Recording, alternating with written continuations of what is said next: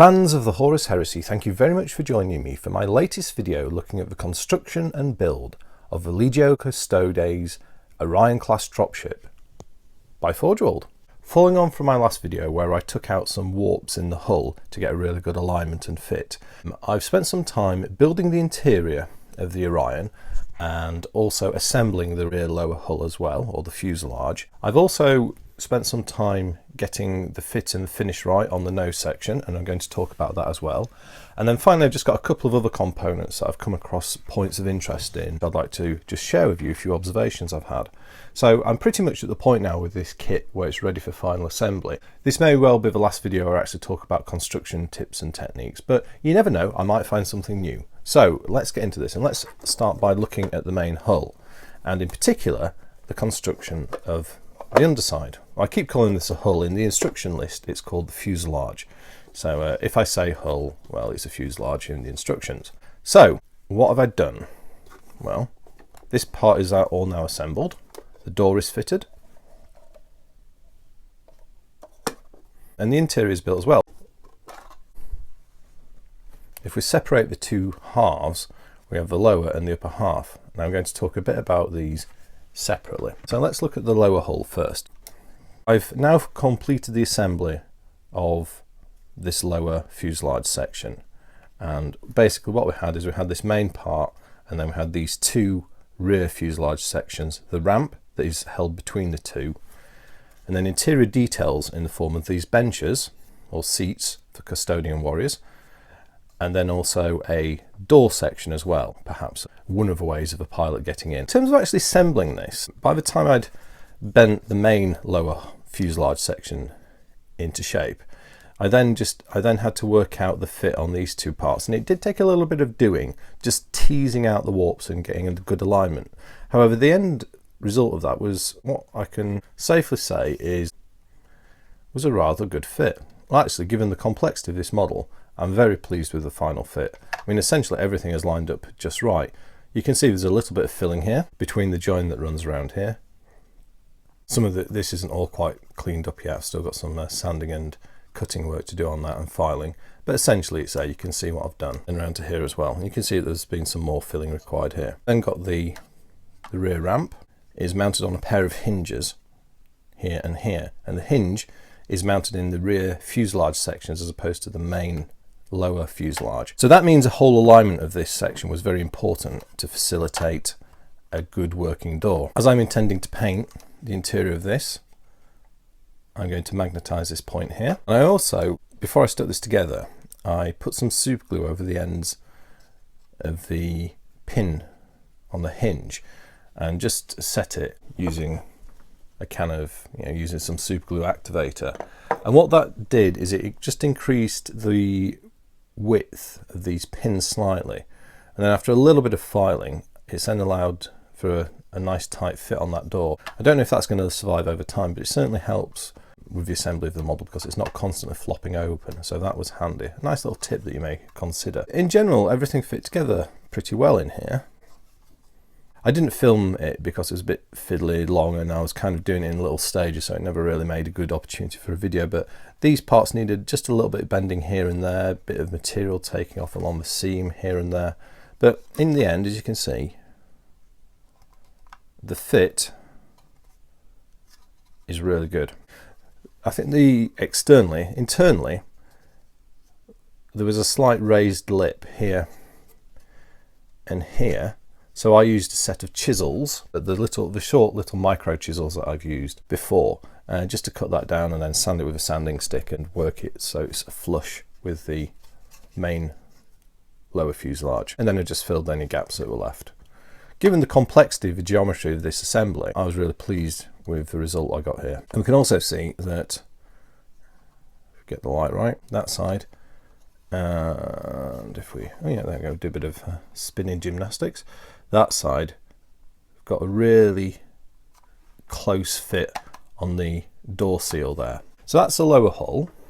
And now if we pick up the slightly larger, or the much larger and heavier upper hull. Now, in terms of work here, there are a series of interior detail panels to attach. There's this one here, this one here, this one here, and then this one here. They essentially stick onto the interior sides of the model. As to how much of a building challenge this is, I think depends on what your final result you intend to get out of your model is. If you are just building this and you're going to close the rear hatch and you're not bothered about painting the interior, then I think you can pretty much attach these however you want. You don't need a great fit. However, as I want this to be an opening door and I want the interior to look very visible, I've spent quite a bit of time and effort getting getting the best fit I could on these parts. And there's a bit of a challenge because there's a lot of detail that needs to be lined up in two particular areas. The first is, you have details such as this pipe here, which run across, from the actual fuselage piece itself onto the interior wall detail. And then you've got a whole range of buttresses, pipes, and other cabling details that have to line up here. And the same on the other side as well. And then of course you've got an alignment here and here as well. What makes it double challenge is the fact that then all this seam, which is going to connect into here, needs to line up well. Now, if I just reattach that, now I can't promise the best results with the lighting in here, so I do apologise for the absence of lighting. But I've got a really close fit all the way around, or certainly once it's stuck it will be.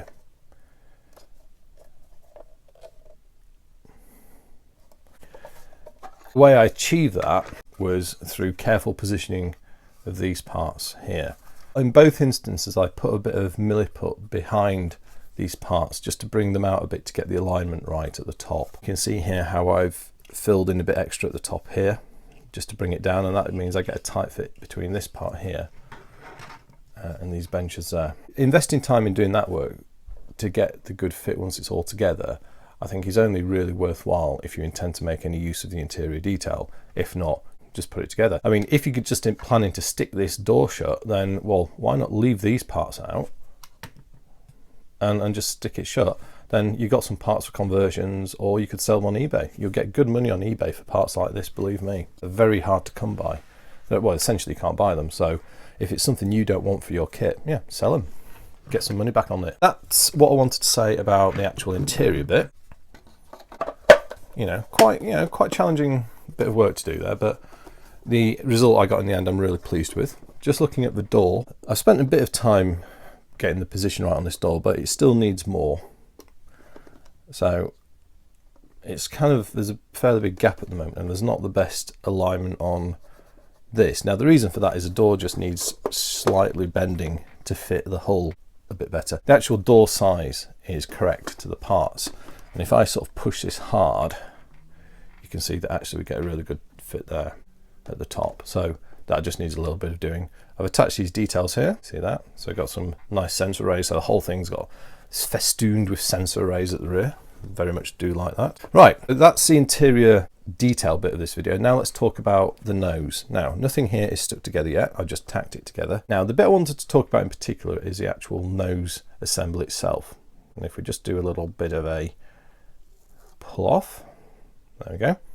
Right, we'll remove these Lastrum bolt cannon turrets, what I assume are going to be Lastrum bolt cannons, not heavy bolters. Let's just take a look at this part. Now, to say that this part has a complex geometry and the attachment point on the nose is complex is to slightly understate the nature of what you're trying to work with. This is a very complicated part in terms of its shape, and it's essentially, it's almost like the root of a tooth, a human tooth, because you've kind of got these four prongs, all need to fit perfectly. Or all need to fit, maybe not perfectly, well, they didn't start out perfect, but fit around this assembly here. And this was quite a challenge to get a good fit on, because to start with, I actually thought that the part didn't fit properly, and I thought it was oversized to the nose. However, spending quite a lot of time teasing out the warping with a bit of heat bending, I actually ended up getting a really good fit in the end. There's a little bit of filing left to do. You can see, if we work around, everything lines up nicely. I guess what I'm saying there is, if you get this part and it doesn't look like it's quite the right size, do spend some time heating it up and softening it and bending it to fit. I actually found that was necessary to get all the alignment correct. And as I say, this is a very complex geometry on this part. And to be honest, I'm not surprised on a resin model to have had to have done that sort of work to get the good fit. However, end results, which is what always counts here, I think are absolutely superb. you know, and it's a great looking nose. I really like the geometry and the design of this nose section of this dropship. And it's a very complex shape. You've got plunging curves, you've got straight edges, you've got curved sides as well, and then you've got this enormous amount of detail. You've got the cockpit. So yeah, it's a very bold piece of design this is on the part of the model designer, and I do, having worked on this now and got it to this point, I am actually very appreciative of what they did with this model to get this particular part of the design in. Thumbs up to the Forge World people there. I'm very pleased with that. Let's pop the main hull down now, and there's a couple of other things I'd just like to talk about. We've got a couple of the main engines, and then something I'd just like to talk about with the nacelles. For the engines, I just wanted to talk about these large engines and a bit of a fault that I had and how I remedied it. Now, this is a main engine. This attaches to the bottom of the engine nacelle. So there's a pair of these stacked on top of each other. And you've got these feed pipes, so I imagine them as part of a compressor system, an air bypass compressor on this engine. I like thinking about things like that from a knowledge of real world jet engines and the like. This one's fine, everything was good.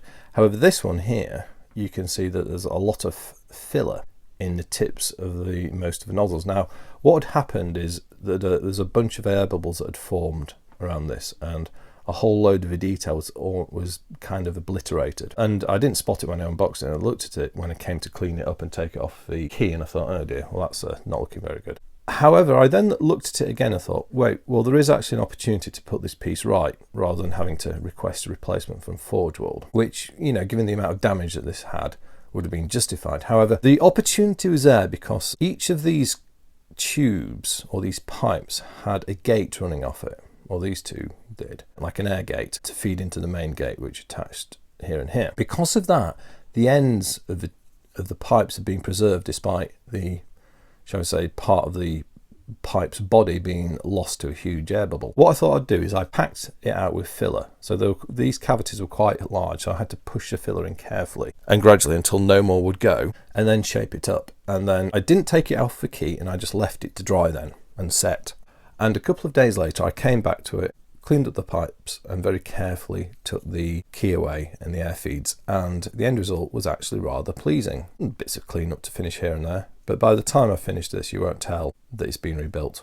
Well, I don't think you will. Yeah, so I just thought I'd share that with you as a little bit of a thought. If you do get an air bubble on detail like this, I mean, normally air bubbles mean, yeah, if you've got an air bubble on details like these, you know, I think you're pretty much screwed and you want the part replacing. But with something like this, where you've got a fairly constant form, even though the part was missing, because of the fact it had these air feeds and the end of the pipe was preserved, it was possible to rebuild it and get a good result. And I guess from my point of view, well, what does that mean? Well, it didn't take me much time really. I was already doing milliput filling on other parts of the model.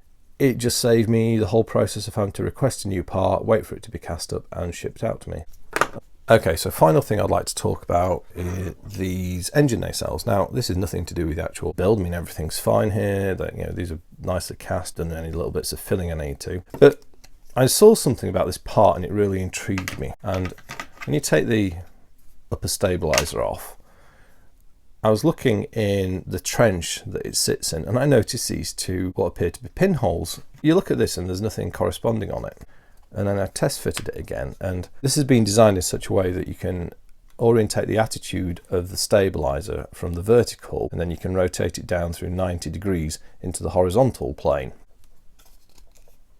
Having pins on this part made no sense, and from a casting point of view there's no reason to have them. When I saw that, it twigged with me yesterday that they changed the design of this kit part way through. Originally I think they were planning to put pins on this, so it was going to be a static mount like that, and then I don't know, either through redesign thought or perhaps just realizing that actually they created a variable geometry part by accident, they didn't put the pins on the final fin, and in the instructions it represents this design. However, I'm guessing they'd already made the molds for this, or just decided, well, why bother rebuilding it?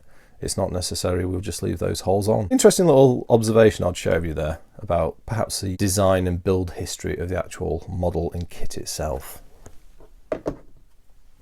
So that's everything I'd like to share with you today on this build update on the Orion class dropship. This is coming along really well now. I'm very much enjoying building this. It's probably at the stage now where it's ready for final assembly. That also means time to paint the interior soon. Let me know what you think. Any comments, observations on what I've talked about will be very interesting to hear, as always. But other than that, I'd just like to say thank you very much for watching. I'll speak to you next time, and goodbye.